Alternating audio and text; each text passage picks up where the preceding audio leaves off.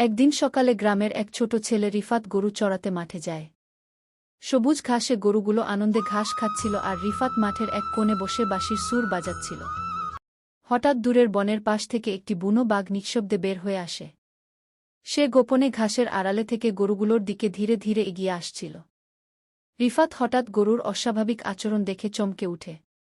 ঠিক তখনই বাঘটা গর্জন করে গরুর দিকে ঝাঁপিয়ে পড়ে। রিফাত ভয়ে কাঁপতে কাঁপতে জোরে জোরে চিৎকার করতে থাকে, বাঁচাও, বাঁচাও! গ্রামের কিছু লোক দূরে খেতে কাজ করছিল। রিফাতের চিৎকার শুনে তারা দৌড়ে আসে। মানুষজনের হইচই আর উপস্থিতি দেখে বাঘটা ভয় পেয়ে বনের দিকে পালিয়ে যায়।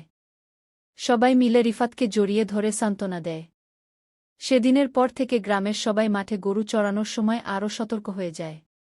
আর ছোট্ট রিফাত ছিল সবার চোখে এক সাহসী ও সচেতন ছেলের প্রতীক।